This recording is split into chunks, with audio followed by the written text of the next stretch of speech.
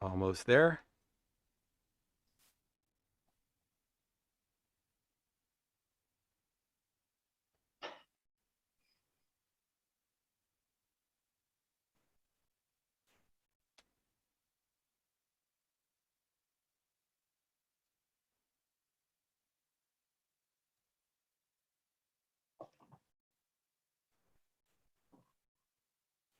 Yeah, our background looks different from everybody else's because we're projecting it on a screen behind us.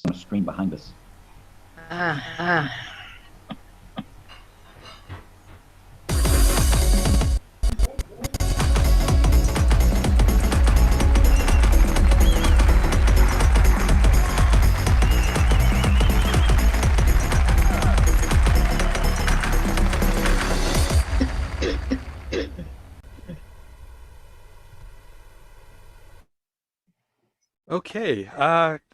Hello, everyone. Thanks for coming into this next session. I am going to turn things over Yeah, our to. background looks different from everybody else's because we're projecting it on a screen behind us. Hold on. Sorry, my bad.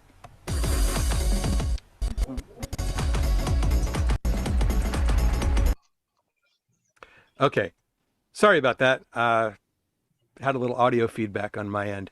Okay, I am going to turn things over to Linda Nygren, and she'll tell you about this next SIG. Hi, welcome to the special interest group on making stereo cards and sharing stereo cards. Our facilitator today is Steve Hughes. When Steve was in the second grade, he found a book on his grandfather's bookshelf called 101 Things Any Boy Can Make that had a chapter on learning how to free view stereo cards and how to draw them. He was fascinated by the examples in the book and learned to draw his own cards.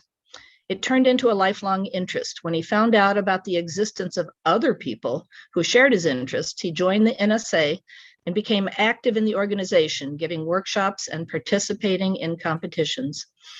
Over the years, he has produced all forms of 3D, often manufacturing his own 3D equipment, but his first love remains making stereo cards.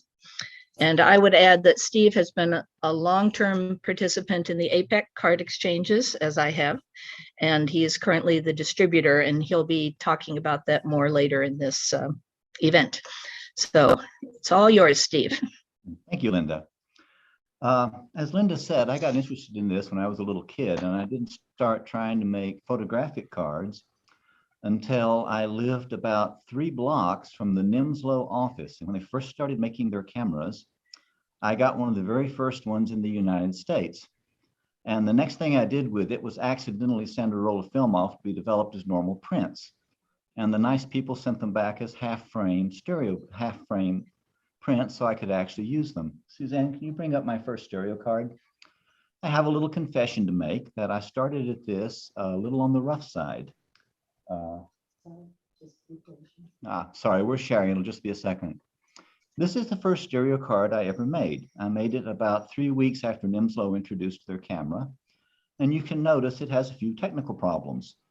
The corners that were rounded aren't rounded quite correctly. Surprisingly enough, if you're actually looking at it on your screen, it has a proper stereo window. Its construction was extremely simple. Next slide, please. And it was made on the back of a piece of cardboard from a pad of paper. There we go. Boy, this is slow. So I guess I'm saying that I started out doing this at a very simple level. Now, I've always really loved making cards. Go to the next one, please. And I've used a lot of different techniques in doing it. You guys are going to have to be a little patient with me. I've never actually tried to do this before. And I'm used to having the slides pop up fairly quickly instead of taking quite a long time. This is one of the things I like to do. I like making cards out of computer graphics, designing the things. This is the logo for the NSA 2006 convention in Miami, which I did. Go on. And it's a far cry from the original card I made. It's on 4-ply mat board. It has individual chips for the photos. And the 4-ply mat board is layered in linen paper to get a really good feel to it. And then the back of it has a nice design on it. Come on, yeah. The other thing that I really enjoy doing is taking historical photos and making modern stereo views out of them. For example, this is Millard Fillmore, one of our presidents. And the two photos that came from this are from CDVs, from the portrait cameras that took multiple shots at the same time. Go on. And I like putting the history behind them. I like finding the information that tells you what's going on with them. And this is a good example of doing that. Go on. Yeah. The thing that the most people have seen of the work that I do is probably our annual holiday card. We make between 100 and 150 of them and mail them out all over the world at this point. This is the one we sent out last year for around Christmas time, and I'm sorry to say it is still highly appropriate. But it's a compilation of computer graphics, photography, and a lot of other things. The fact that we manufacture them in quantities as high as 150 means we have to really think about the process and the cost and how to make it happen, how to make it work. That's the end of that, yeah. A couple of things. Linda said this is a discussion, and this is a discussion. When I think of a special interest group, I think of people sitting around talking about things they're interested in, and not somebody giving a presentation. When I originally put this up on Photo 3D, I asked if there was anyone who had any specific questions, and I got one answer back, which was from a lady named Jana. I hope my ability to pronounce names is a little weird, and she was interested in curved cards. Are you with us, Jana? Maybe not. No, I am. Here I am. Ah, very good. You said you were interested in making curved cards, and I know several people who have tried to do that. Do you have a specific question, or is it a general interest? Just general, how do I get there? Last year, I think I mentioned in my email, a fellow told me about a wooden mold that he makes, and then he steams cards in a t-shirt press of some kind. I don't know what he's doing there, and then sticks it in the mold while it's still hot. I'm wondering if there's anybody else out there that's doing something they can give me more specific instructions on. Yeah, just like that. That's what I want. Yeah. You mean something that looks a little bit like this? Exactly. Yeah. How do we do that? We're going to have a 90-second workshop on how to make curved cards without needing all that junk. Yes. Okay. How we do it, we take a piece of 2-ply mat board, which is about the same thickness as a traditional Keystone card. Here's a traditional Keystone card to compare it with. Okay, it has to be high quality archival mat board because it needs to have a high fiber content. Now what we're going to do is take a damp paper towel, and we are going to rub the surface of the card. You can see until you can see that it is all very damp, not wet, but very damp, just like this. And turn it over and do the other side. Rub it good. Pre-corner round it, by the way, it'll work a whole lot better. Okay, now it's nice and damp. Now we're going to take what I used to call a quarter card, meaning a card that I paid about a quarter for, a Keystone card, and we're going to put this on the back of it and take a rubber band and put it around it, and another rubber band and put it around it until we've got at least 3 or 4. Okay, so if you notice, we are conforming very nicely to the shape of the original card. And if part of the card isn't, what you want to do is take another rubber band. I mean, you could make an elaborate metal die to do this, and I've got the tools in my workshop to do it, but old Keystone cards are pretty inexpensive, okay? So this is what we've got, a Keystone card with our cardstock on the back of it and some rubber bands holding it together. Now, if you set this aside and let it dry for 2 or 3 hours, what you will have is something that is exactly the same shape and curvature as a Keystone card. And guess what, guys? It's very stable. If you put it in a press, and it would probably flatten out, but unless you do that, this card will hang around for 3 or 4 years or longer and still have the curve to it. Does anybody else have anything to contribute on how to make curved cards?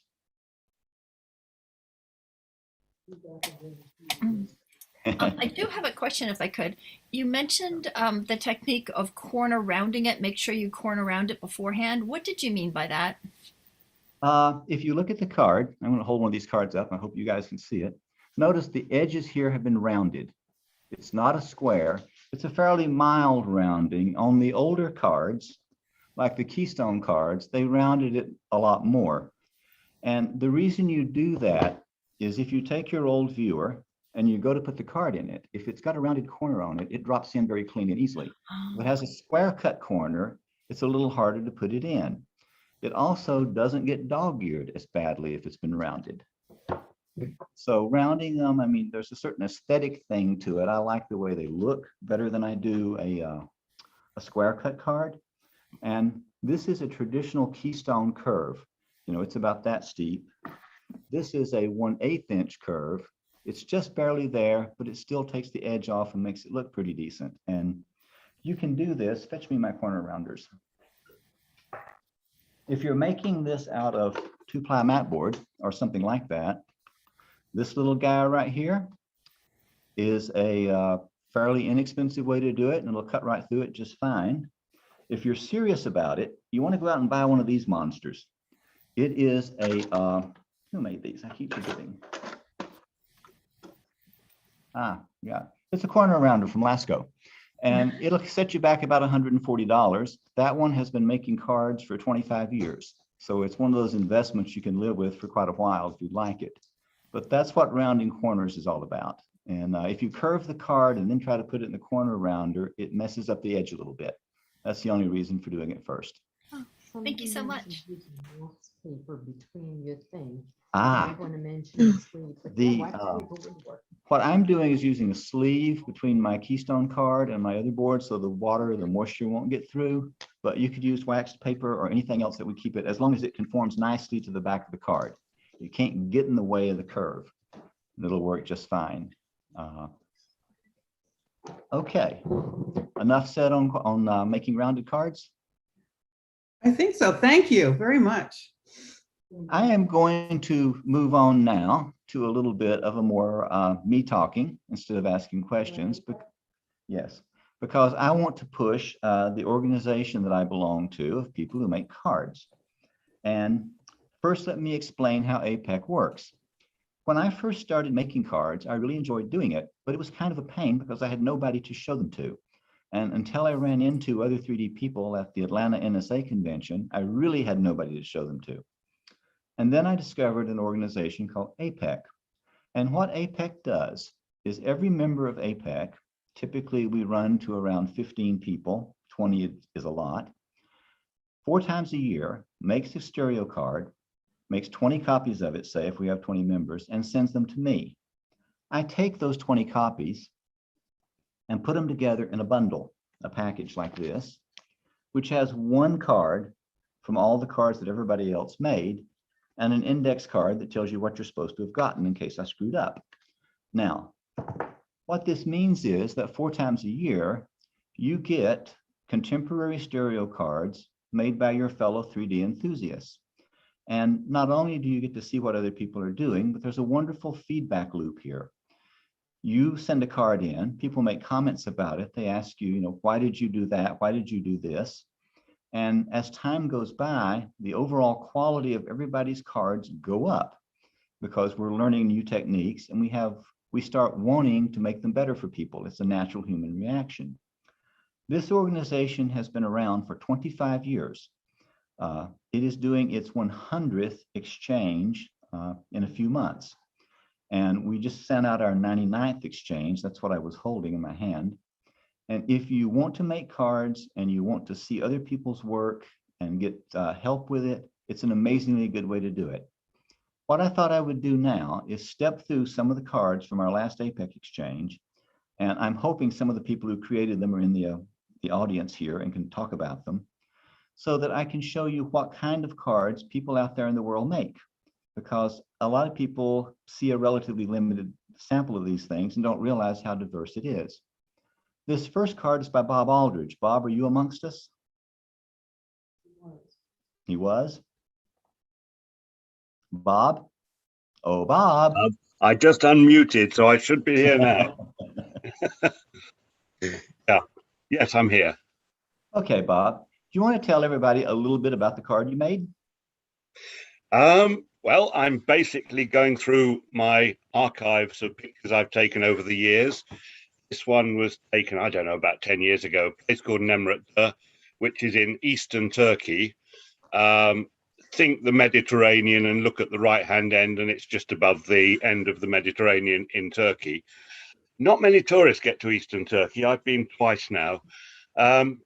This is on top of the highest mountain in the Taurus range in Turkey. And Bob? behind those heads, you can see a pile of shingle, of Bob? sort of small stones. They Bob? are a cumulus. Hello? More about how you made it, less about where it is. Okay, well, I made it by, I don't know if people can see me, well, it's too small. It's made with prints that are blueprints on a backing. It's a glued backing paper that I've got a machine to glue the paper, which I'm sure Steve will tell us about at some point. And basically I have a jig, which is a pair of corner pieces that control the edges. I put a card into there, then I put a piece of card which I've cut, but it's cut with a mount or from a mount for the stereo cards. And then I can put my two prints gently into the corner and it will be aligned. Easier to do, or to say than to do because of the glue on the back of the cards, but that's how I align them on here. Every card I do has the basic card backing, a piece of paper that's printed for the title and so on, glued to that, and then glued to that are the two different prints. On the back, this one is unusual because, as you can see, it's got a map on there, but that map was printed onto the piece of paper. Usually I'll put a color print on there, usually an anaglyph. That's how I make the cards. Thank you, Bob. It's a lot of pieces of paper. Yeah, thank you, Bob. Go on to the next one, Susie. Okay, this is Donna Matthews. And Donna, are you amongst us? Yes. Tell us 30 seconds about how you make your cards. I use Stereo Photo Maker to get the images lined up and to match the exposures with the auto exposure. And then I move them into Photoshop to resize them to make the image size correct and the canvas size like I want it. And then I've been lately printing 5x7s because they're easy to align on a card. It makes the assembly so much easier, and use positional mounting tape from Blick, adhesive on double-sided to stick them on.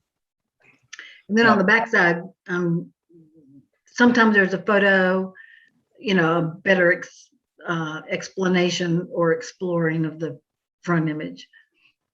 Yeah, one of the things I like about cards is we have so many different ways of making them, and Bob usually makes beautiful backs to his cards. And since what the card itself is really about the image on the front, and I agree with that, so it's perfectly okay to do what Donna does and simply put a label on the back that identifies the card and who made it and that sort of thing. It gives you a lot of range for people to have their own choices.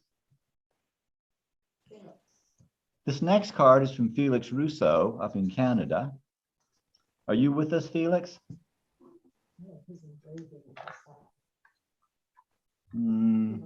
Maybe not. Felix makes really beautiful cards. If you notice this, you can't really see it stand out, but the writing on the edge of the card is engraved into it. So it looks very, very pretty. And it's two separate chips that have been mounted individually on the card. Go to the next one. A lot of people use a single image across the whole front of the card, or they use a 4x6 print actually and put it on the card, just part of it. They're all good ways of doing it. This is the back of Felix's card. And again, he used a solid print across it with a lot of nice information. And in this case, he put another photo on that shows you a little more about the subject and gives you a different view of it. Right.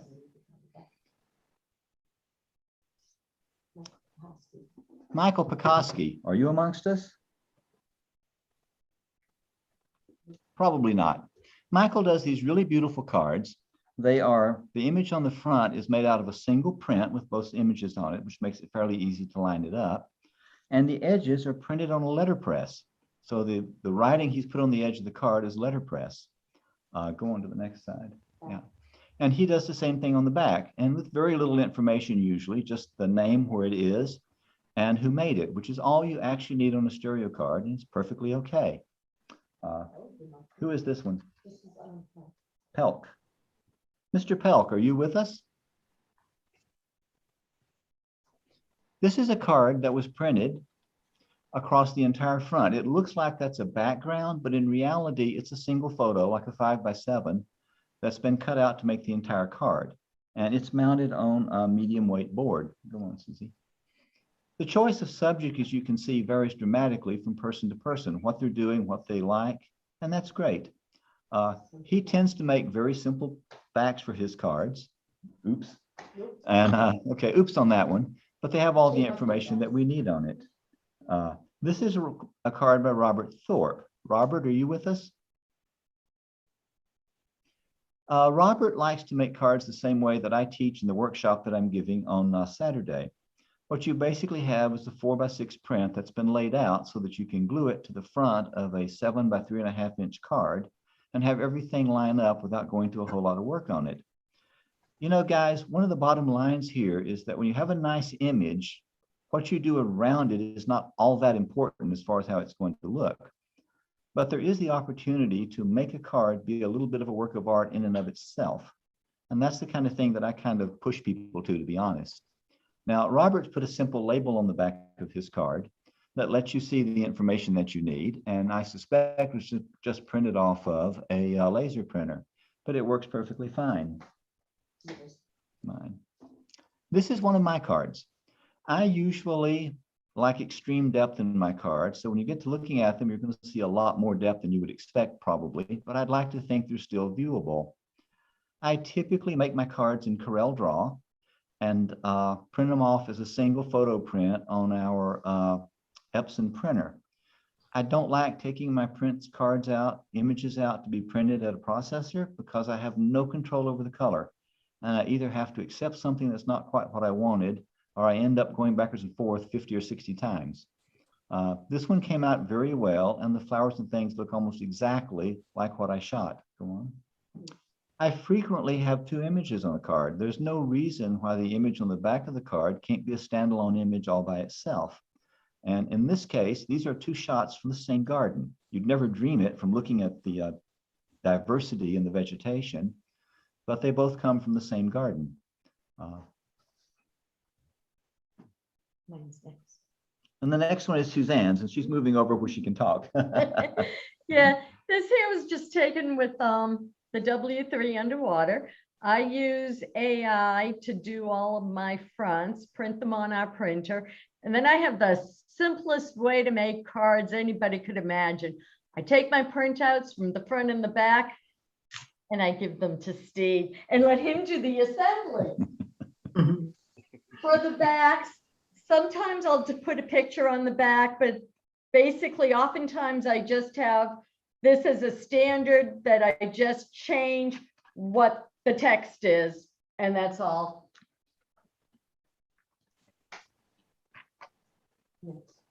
This next card is from Tom Dory, who was running the APEC organization before I started doing it. And he does really beautiful cards. I don't have anything else to say about them. Are you with us, Tom? I am. Can you hear me? I can hear you just fine. Great. I agree. The front part of the card and the picture is very important, but I like to decorate it in the manner of the older Keystone and Underwood cards. So I put a little script on the left and right side and a description. This is Lee's Ferry, and you can see I take a 4-ply archival cardstock to start with.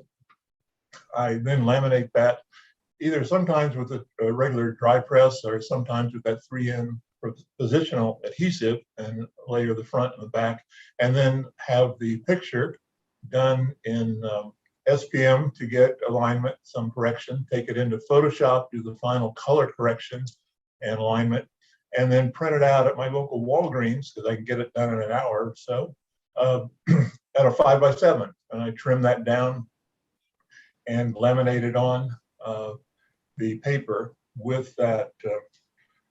What's that laminator that you've been using, Steve? The Xylon machine. Xylon, yeah. Use the Xylon positional adhesive to get the picture on the front and do alignment. And the back side, I like to decorate. Suzanne will show that. Same image, I just changed the name, the text, and update the APEC, and then update the copyright. So I like to be a little more decorative than some people do, just again, to keep it more interesting, perhaps. You can see I do corner rounding with the lasso corner rounder. And I've been thinking about doing curving, Steve, so I'm glad to see you showed a way of doing that. Maybe I'll be in my next exchange. Yeah, the most important part of doing it curving the way I was showing you is that you have rag-based cardstock, because it won't work if it's just like paper. Yeah. Okay. Okay, that's a sample of the kind of cards that we have in our APEC exchange, and it gives you a pretty good idea of what people do making cards. We have some individuals who do extremely interesting things like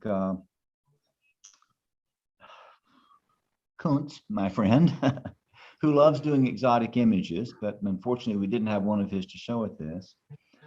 I wanted to make this thing mostly about people talking, and we have spent 28 minutes doing a little bit of a presentation, so I can try to urge you guys to consider joining the APEC group.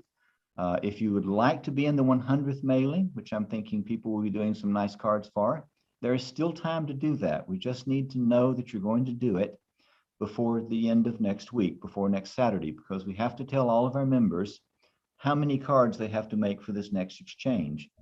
So if anybody is interested in doing it, send an email to steve@shughes.com and let me know. And I'll be happy to talk with you and work with you through the details of how you get into the organization and how we make things go on working.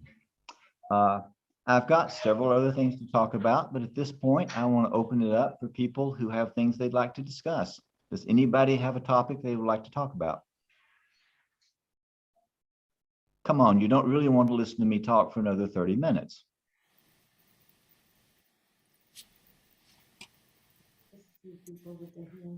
Okay. Somebody else is going to have to pick the people. Yeah. I've got a question about the bar in the middle between the two photos. Is there a standard width for that? There are some nice arguments about it, if that helps. Fundamentally, the reason why the bar in the center exists is that if you take a stereoscope like this one, this is my grandfather's original stereoscope, 110 years old. It's the one that I found and started playing with when I was a kid. If you look at the way the thing is designed, you have the two lenses and you have the septum in the middle. So you want the lens, the person looking through it, to be looking directly into one of the photos. You don't want their eyes to have to ever do this, to ever have to diverge to come out to see the image. So you'd like to line the image up to where it's pretty much in the center of the image on the stereoscope. It turns out that about 3 inches works for most stereoscopes. So what I do is I go in and find the nearest object to the window, or in case it's in front of the window, that. And then I set the two images so that those 2 points are 3 inches apart. That means that sometimes you have a window, a line here, and other times, like in this one, you have no line because there was no need for it. The images fell nicely together without having to do that. I know some people simply use the same thing all the time, but it's not necessarily your best option if you want people to be able to see it very well. And the Holmes viewers, the standard Holmes viewer, are pretty consistent in their lens spacing. Does that answer the question? That more than answers it. Thank you. Sorry, I can get verbose. No, that's perfect. Thank you. I love stereo cards. I like making them. I like handling them. I like showing them to people. So when I get an opportunity to talk about them, I like talking about them. So Steve, I've got a topic, perhaps, this is Tom, about printing. Where do we get our images printed? Some people like myself still go to an outside printing company. Others like Bob are doing it himself. dot matrix, better, worse? I'd like to hear everybody's opinion on that. Well, I'm going to give mine first, and I have an Epson P600, and in its best mode, it produces images that in the normal stereoscope, and I own some fairly nice ones, are indistinguishable from a good photo print. And I love printing them myself because I have control over the color, but that's the way I feel about it. I have the same printer and agree. It gives very good prints. It's just cheaper to go to Walgreens. The ink is getting pricey. Oh, there's no question. Ink and glue. Glue is going up like crazy. It drives me. Yeah. Yeah, where we are, it's kind of hard to get it done Yeah. elsewhere, so. Yeah. Any other thoughts on the subject? Steve, this is Les. Uh-huh. I use a Canon Pixma Pro 100 printer on mine, and it seems to do pretty good. I haven't had any complaints. So anyway, I don't know if Suzanne has my cards scanned in, but you're welcome to show those too. But I do a little different construction. I do all my designs in Microsoft Visio on an 8.5 by 11 sheet, 3 up, print them on my Canon Pixma Pro, and then I use dry mount tissue to adhere a front and back to a 2-ply archival mat board, and then cut them out of the 8.5 by 11. So it's a little different from what a lot of people do, but it's easy, it's reproducible, and I can easily do a batch for APEC without too much trouble. So I hope that answers some questions. Someone asked if anybody's printing directly to the inkjet printer, directly on the card, and I have tried that, and it has not worked out too well for me. A lot of inkjet printers have the ability to print on 2-ply cardstock, but that cardstock is not designed to take inkjet inks, to be bottom line. So you can do it, but you're not going to be that happy with the quality. Someone else with their hand up? Yeah, Valerie did. Sure. It's very interesting what you mentioned about sending out photographs in packets to people that are interested in sharing. I wasn't sure. Did you mention, do you pass those along through email, through mail, or do you keep them? You get to keep them. That's one of the things I like about it, is you can build up collections of photos from people that you like, and you can build up a collection of contemporary cards, which, if you think about it, is very difficult to do in this world. Thank you so much for bringing that up. Yes. Colleen? Oh, hi. It was years of shooting in 3D before I started mounting them. It seemed like a whole nother animal to understand. So I was just pasting them up on cardboard. And then I just have a few to show you a progression of where I got. So next phase was scanning old stereographs, because I liked those worn card edges. So that comes from an old view. Then I colorized it, and the whole thing's an inkjet print. I was just having fun like 10 years ago and mounting it at that point, not to any necessarily archival board. And then fast forward many years, I bought a die cutter machine because I love stereo views that have really complicated mounts, or the tissue views and the things like that. I do think that stereographs can be works of art. I consider them that way. So I bought a die cutter machine so I could make mounts that are very precise. Oh, I love those with the images inside, and then get like a little complicated with double matting. This was just an experiment. And then at that point, I started playing with what kind of materials you could buy for the die cutter. I found a kind of velvety, it's a suede paper that you could pick up at a craft store. So I was printing with suede, but what happened is these polypropylene protective sleeves then kind of killed the effect of this velvety look, which I loved. So then I started thinking like, okay, so what do you do to keep this beautiful material that you can touch, but at the same time have it protected? Well, the die cutter was a good way to cut these kind of doors. I mean, it just kept getting more and more complicated, and the steps to produce them are off the hook. So when I do make them, I go, oh God, I have to make one of those and sell them for a small fortune. We are kindred souls. What's that? We are kindred souls. I keep making my cards more and more elaborate and more expensive, to the point where I can't afford to do it anymore. Right. And That's I had a beautiful. stamp made so that I can, I mean, at this point, I thought maybe I would represent other artists doing the work too. And so they're like limited edition. This was 2018. And then more recently, been sticking glass on the front, and all of these are like inspired by old cards. The doors were inspired by cased images, not even stereo views. And then putting glass on the front, I was thinking about Langenheim views, the daguerreotypes, the first glass views, and they're not printed on glass. But now the materials are 2-ply archival rising museum board, like you were talking about, Steve. This is, I'm trying to remember the kind of, it's a conservation clear glass, so it's UV protected. You know, everything is up and up and up. And the last, in the art gallery, there's a link to my webpage, but the Poppy series called Virus Romance on my website is all glass front. These are just tests. I don't have any of those on hand.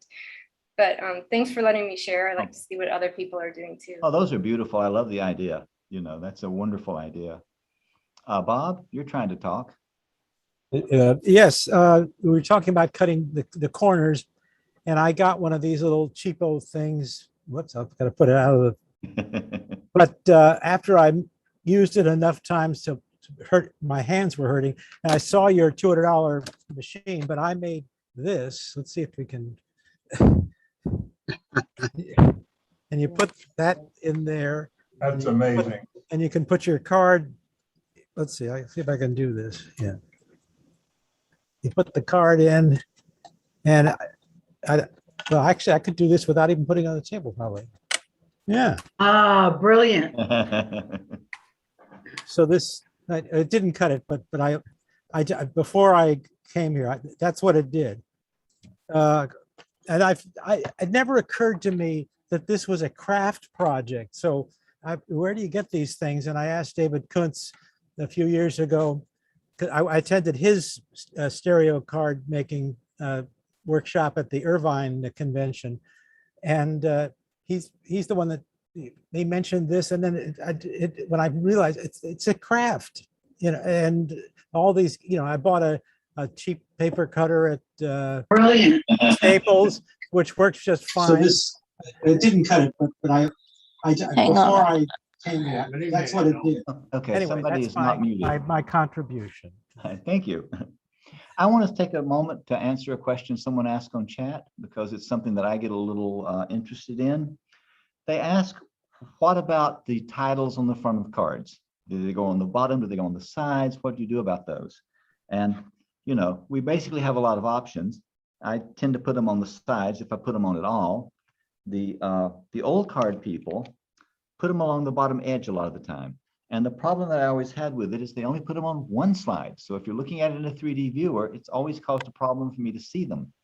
So I'm strongly of the opinion that when you design one of these cards, you should either design it so that the titles, like one of the cards I was showing, are on both cards and they look okay when you see them in 3D, or you should design them so that they're on the sides of the cards and you don't see them at all when you're looking at them in the viewer. I mean, I know there are a lot of different opinions on this subject, but that's die cutter. Competition. And on Steve, competition, none. Yes. I'm finally got it figured out here. I had a question for Colleen. She was talking about a die cutter. Was she talking about a Cricut or the signature or a different kind of die cutter? I think I'm unmuted. Yeah, the Cricut is one of several die cutters that you could use. I am using the Silhouette. It's the same maker as the Cricut, but it's called the Curio, C-U-R-I-O. I bought that because it claimed to do embossing, so I thought that I would be able to do some wonderful embossing on the cards, but it didn't work so well on 2-ply, the thicker matte board. So the Cricut would probably work just great, but mine is a Curio. Okay, thank you. I use the Silhouette. Betty, you've got your hand up. Oh, that was me just then, Oh, I'm Steve. sorry. I'll put my hand down, maybe if I can figure it out. I don't recognize everybody's voice. I'm sorry. I know everybody through their internet names and their cards and things, but I've met very few people in person, which is kind of a weirdness. Do we have another topic people would like to talk about? We've got about 15 more minutes. Hey, Steve, how about talking about the colors of frames Black, All of it. white, gray, neutral, bright, whatever. Well, the thing that I have two things that I do. First, I do cards for competition. I mean, it's getting to where there are no competitions, but I do cards for competitions. And those I almost always use plain black because I'm trying to emphasize the image and I don't want anything to distract from it. When we get away from competition, then I like cards that where the colors match, where I use either different colored mat boards or different colored papers, you know, like the yellow. I don't know if this comes away too good, but this is a very pale yellow card. And other people like this card, you know, the green is taken out of the image itself. So when you made the front of it, you reached in with the eyedropper probably and picked one of the colors that go with it well. And I do that a lot because I think that they should be very pleasing to look at. You know, if you hold it up and you're not looking at it in 3D, it should still be something you're happy showing somebody. Other people's opinions? Oh, come on. Everybody's got to have an opinion. I do the same thing. When I make cards, I try to take a color that complements. I oftentimes pick it up out of the image somewhere and then lighten it down a little. I mean, how do people feel about things that have extreme depth in them coming out of the front of the card, for example? Is this something that you really, really shouldn't do? Or is this something that's a nice effect you can do with cards that you can't do in projection? Yeah, breaking the plane of the window can have a very nice effect if it's not overdone, but window violations are very common. You got to watch out for that. But right up to the window, I like a little bit in front, some cases, especially the flowers that you and Linda have done look nice. Yeah, I like them coming just a little bit through the window as well. And that the nice thing, I have a lot of images that have too much depth for projection, but they still look good. Like a lot of the butterfly close-ups and things still look good in a card, but they won't work for projection. So it's a nice option. It just pushes it a little bit. But I definitely, well, either projection or cards, I would do a little through the window though. The other thing is on cards, you've got the different format. So as a result, you get to use a lot of your images that kind of look too small on the screen. Okay. I want to bring up Les, you've got your hand up. I'd like to just briefly, since Donna Matthews is here also, maybe get her on too, but Donna and I are both in the Stereoscopic Society of America, so we do the mail folios. So if anyone is interested in those, Donna and I are the people to talk to and get you started. We have cards, we have slides, we have anaglyphs, but since we're talking about cards here, we have a couple of card folios that are very active. They're running well. Basically, you enter a card in a sleeve, you mail it off to the next person in the loop. They comment on all the cards in the folio and send it on to the next person. So you don't get to keep them like you do on APEC, but you get to see a wide variety of cards and from different makers and get some comments, get some feedback and things like that. That's so great. If anyone's interested in that, contact either Donna or myself and we'll be glad to get you started.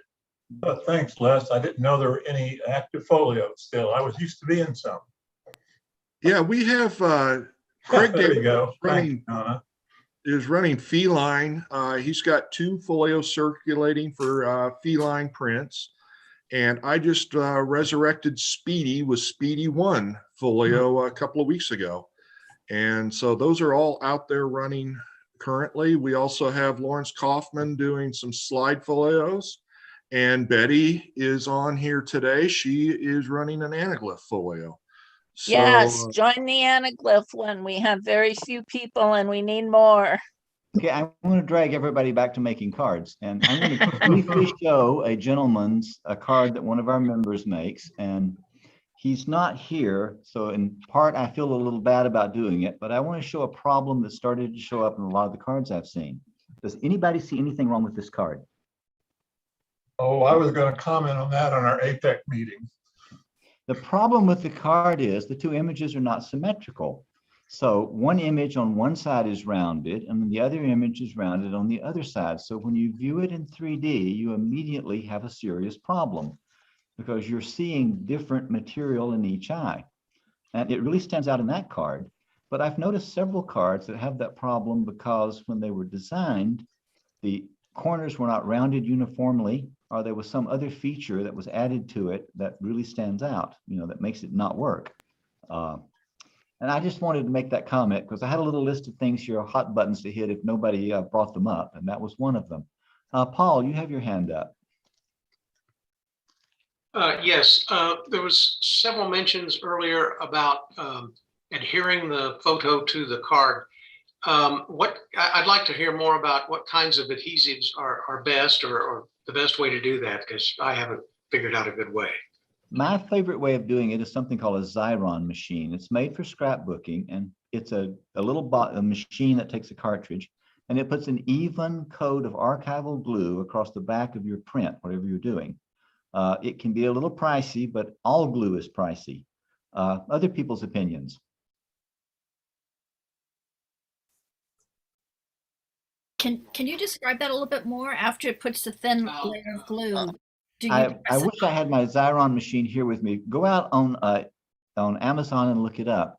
It's a little machine that takes a cartridge with a crank on it. And when you put your piece of paper, whatever you're gluing in it, it feeds it through between rollers, and it puts a layer of glue on one side covered by it turns it into a sticker is what it actually does. And it puts a layer of plastic. This is a Xyron machine. Correct, the Xyron machine. Bad pronunciation. And it's a really efficient way of making stereo cards because the layer of plastic it puts on the front. Hey, yes, Bob, hold it up, please. The layer of plastic that it puts on the front of it protects it while you're handling it, while you're mounting it, while you're cutting it, all that kind of thing. So it's a very, and the glue, if the machine is working well, some people have had problems with them, but if the machine is working well, it's a very thin, even coating, and it's archival, and it's been around for a long time. So do you put the glue on and then you manually take that and press it onto your cardboard, or is there? Yes, you do. You put the glue on and then you cut it out, cut it to size usually. And a lot of people, I'm going to hold this card up where you can see it. I don't know if you can see it or not. Yes. This is a 4x6 print. And what I did was I ran this through the Xyron machine, which put a layer of glue on the back of it. And then I just pressed it, I lined it up with little marks that you can't see because the print just slightly covers it. And then I pressed it down on it and glued it. So it gives a very clean, even system. But you pressed it down, you pressed it out by hand rather than some kind of machine. Yeah, no, not kind of machine. The problem is you make so few of these, it's hard to make equipment to do it. Someone was just talking about the stereo photo maker's ability to print stereo cards. That's a whole nother topic, actually. If you come to my workshop on Saturday, I will tell you about using Stereo Photo Maker to print stereo cards, but it has the ability to print the whole front of the card for you to make this process very easy. Phyllis?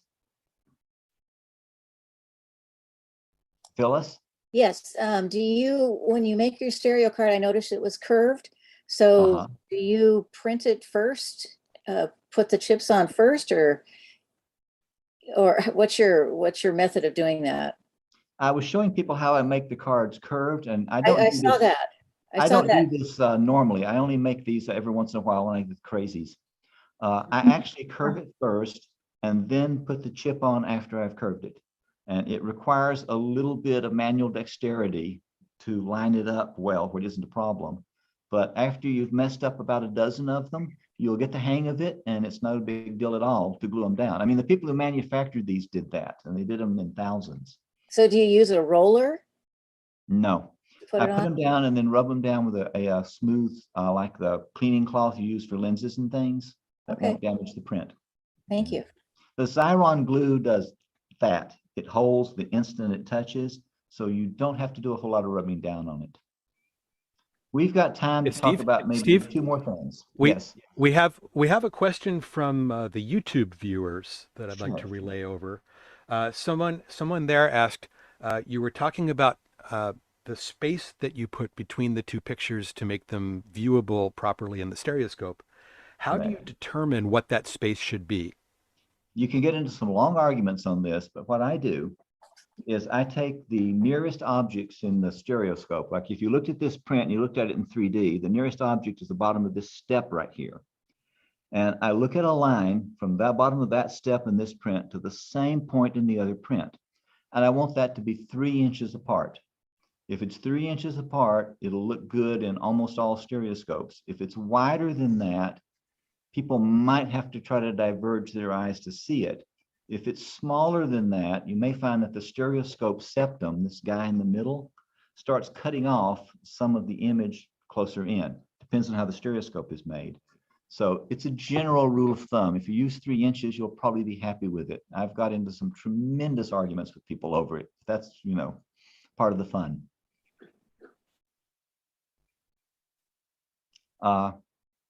Who's next? Dan Shelley has his hand up. Ah. Hello, Dan. Hey there. I just wanted to follow up on Les's comment about the folios. I learned very, very much from my participation in those over the years, from some of the tremendous feedback I got from some greats in the field. Same from APEC. I would make a view and send it out and get comments back where at first I was a little thin-skinned and it's like, how dare you attack my baby? But then I'd realize they were right. My windows weren't right or whatever. And so there's tremendous learning. But I want to encourage anyone who's interested. I have some 30-year-old cards I made that are literally made out of the back of a like a legal pad. Right. Nothing special, not archival, but tremendous treasures to me and my family that we have these memories of things from, you know, almost a lifetime ago, it seems.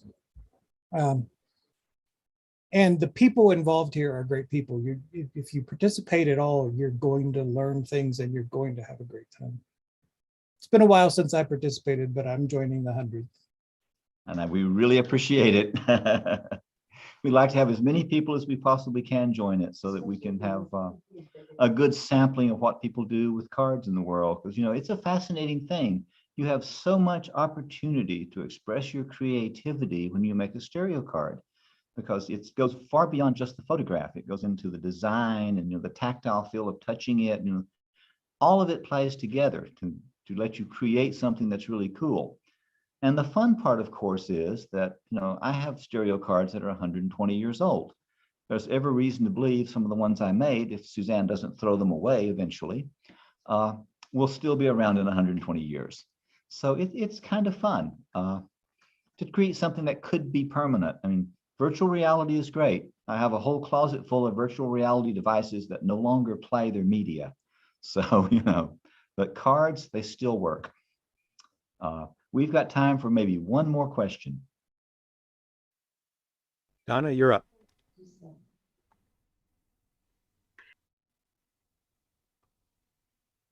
Donna, you're muted. You're muted.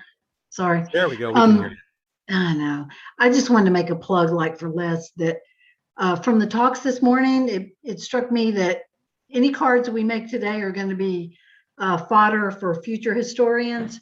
So we should make as many as possible, share them around, and make sure they get in collections, you know, so people that work in topics or however. But anyway, cards are great and they're lasting. So, and SSA is 100 years old, so we've stood the test of 1 century. So I'm really proud of it. The APEC has managed 25, and I've been with them for about 20 of them. So it's been a lot of fun. I'm guessing we have about 4 more minutes before we're going to have to pull the plug on this. We're close to the end. Suzanne has her hand up. Ah. Pop over and say something. Yeah. Say something.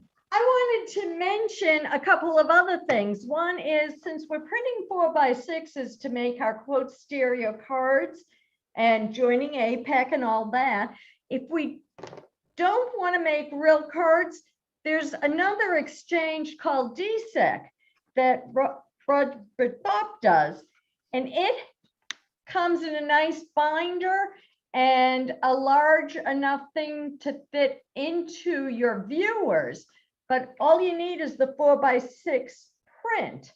And so that's a nice, easy way to share images with people. My next thing is, I like these little bitty baby cards. They're 2.5 inches by 5 inches. They scale great. They're the size of a cell phone and they work great with the Google Glass. And they don't take as much space to store. Yeah, the whole other topic that I had, in case nobody had anything to talk about, was other card formats. And we carry these little baby cards around because we can carry them on trips and we give them to people as gifts.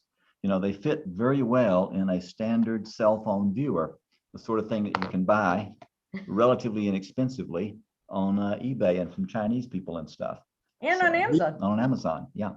So we also in SSA have a folio of mini cards that Craig Daniels is running called Letterbox Mini. I don't know if they're the exact same size as what you are doing, but we do have a folio of mini cards circulating. Just thought I'd plug that too.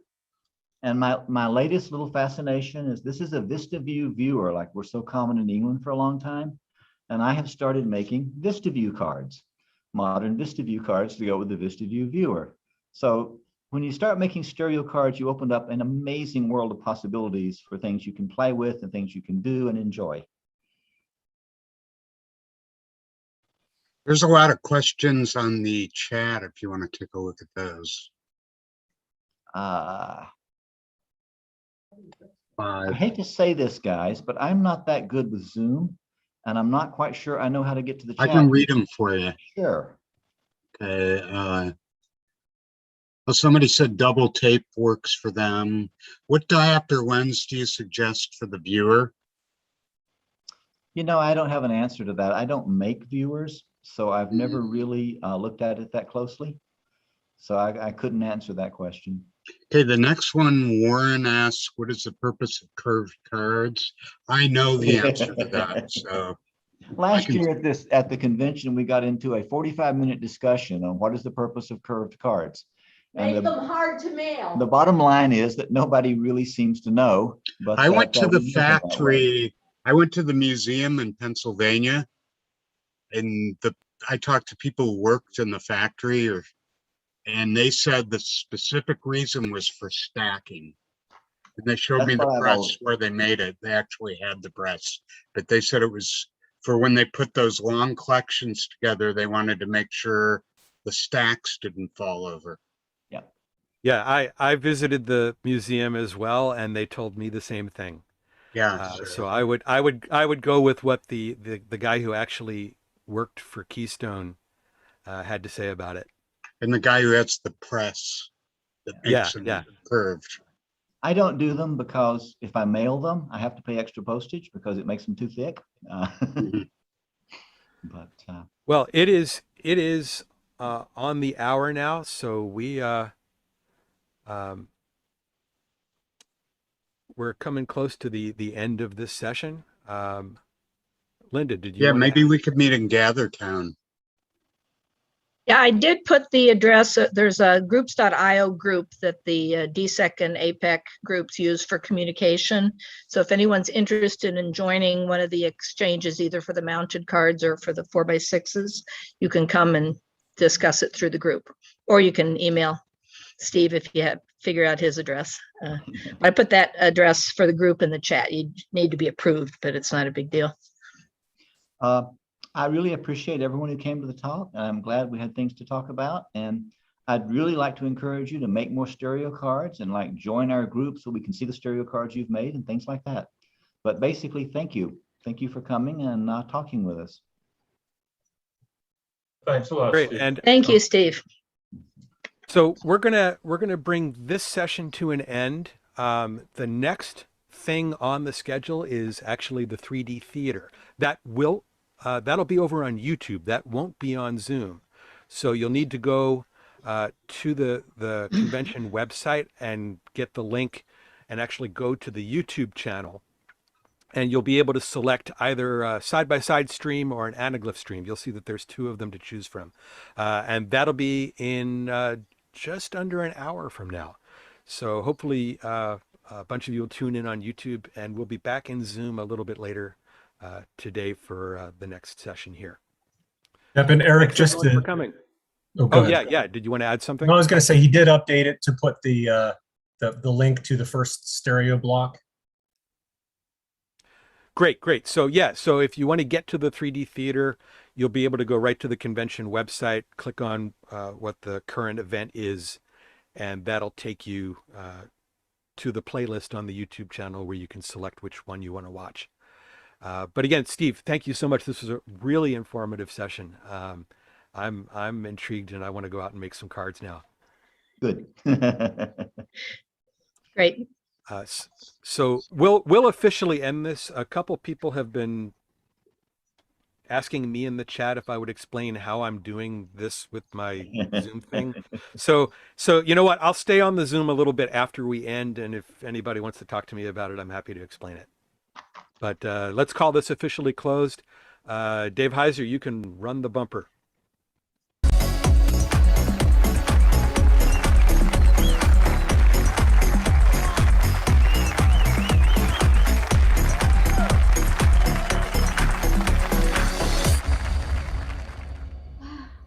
I usually copy it to my hard drive. Yeah.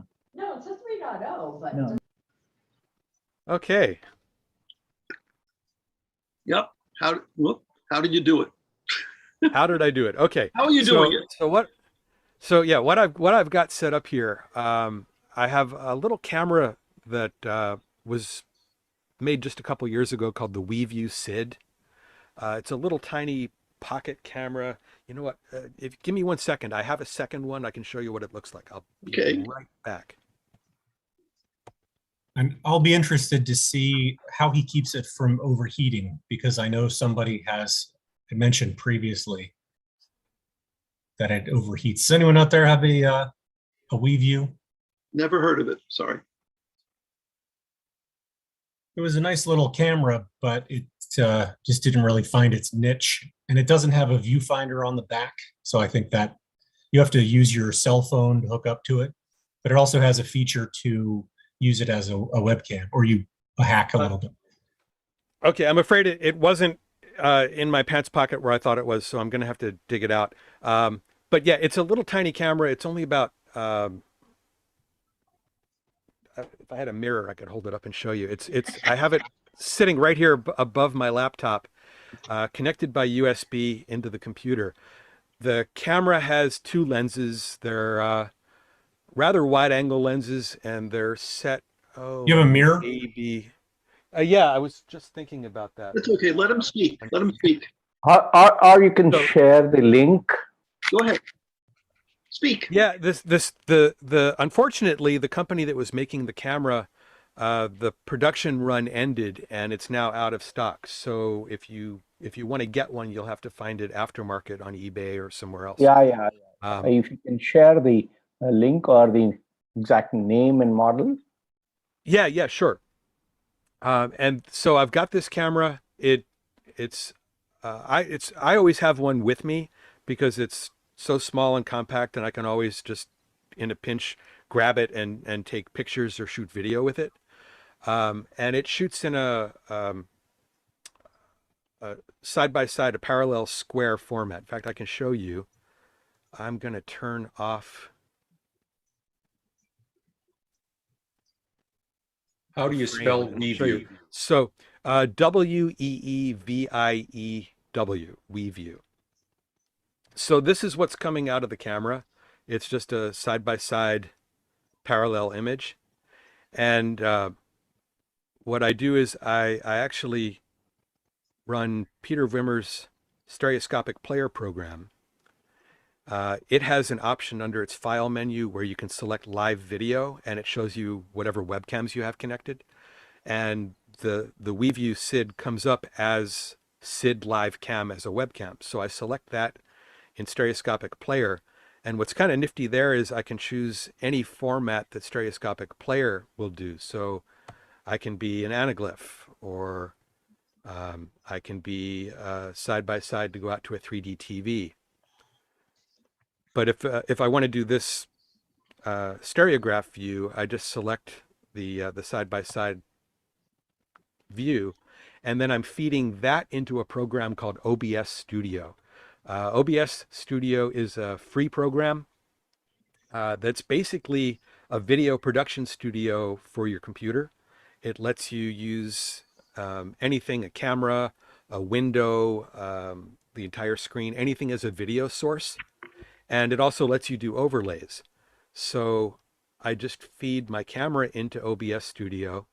I created an overlay of a Keystone card, and the overlay just sits over the video that's coming in. And the other thing that OBS Studio has is an option where you can take the output from its video processor and trick your computer into thinking that that's also a webcam. So I turn on this virtual webcam from OBS, and in Zoom, I can select that as my camera. So it's WeView SID into stereoscopic player into OBS Studio into Zoom. Thank you very much. You've answered perfectly. Great. Glad I could help. Just like I to share a say, screen for just a second. Peter Homer. Yeah, I'm yeah. Holding up the review at the moment. Okay. That's the camera. Yes, Yeah. that's the camera.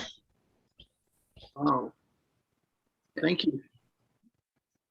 Do you think this same thing could be done with the Sony Bloggy 3D? Yeah, as a matter of fact, yes, I've done it with a Bloggy. You can do it with a Wario lens and cap too. With any SLR.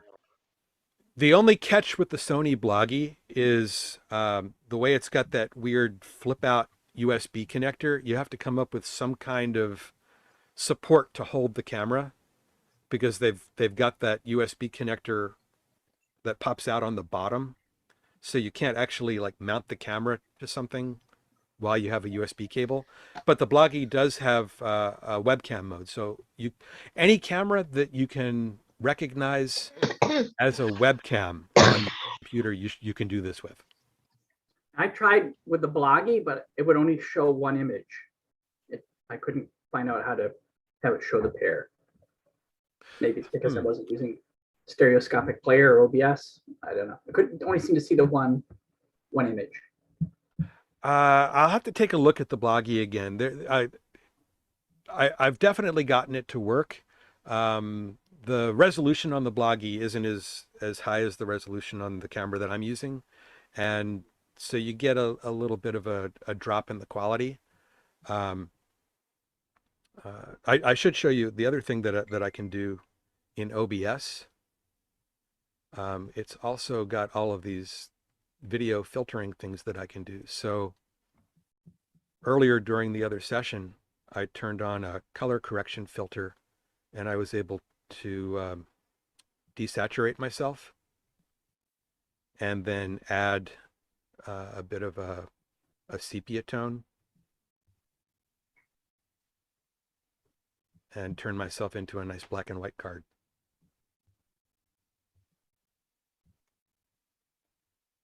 Very nice. So anyway, I've just been, I've had a lot of time at home with the computer to figure out how to do 3D streaming. Thank you very much. Sure. Yeah, and I'm around. Catch me in Gathertown later if you have any other questions about it. I'm happy to share. But we probably should end this Zoom, give everyone a little bit of a break. Here on the West Coast, it's lunchtime, but I know we've been running a lot of material. Maybe I'm Janardhan. I'm from India. Yeah. And probably after all this is over, I'll write to you. We can plan something here in India, maybe exclusively to start with a group of people so that it catches on. There's a huge possibility here, but very limited. Like I have been struggling, trying to figure out, and it took almost 10 years to come to some point, and it happened that I could manage to attend this conference. But I've been longing to attend this in person, but last 2 times I missed it out. Maybe next year. Well, I'm glad you were able to join us this time. I managed it on the last moment, actually. you can certainly reach out to any of us. And actually, I should point out, if there are other people who are interested in this conference, the registration is open throughout the whole weekend, so people can still go to the website, go to the Eventbrite, and sign up for the free registration to come in. So if you've got friends or And you colleagues guys are doing a to great job. attend. I just got an email, though I registered yesterday, in less than 24 hours, the package has been shipped. Amazing. Wonderful, wonderful. Well, Yeah, I'm that's going to me. end this Zoom. I just shipped that. And also Thank you, Steve. a quick suggestion to you. We have one of the most beautiful museums. It's a one-man collection. Most of you must have heard Salarjung Museum. I am one of the part of the curating team there for photography. So probably if you have a collection of images which could be displayed, maybe we could have a physical exhibition sometime later. Oh, that's wonderful, wonderful. Well, let's all keep in touch. Yes, we yes, can, yes. we can talk about this as things in the world get safer for people. Yes. So it is. Hey, thanks I again. will type out the name of the museum. Oh yeah. If you could put that in the chat, that would be great. Yes.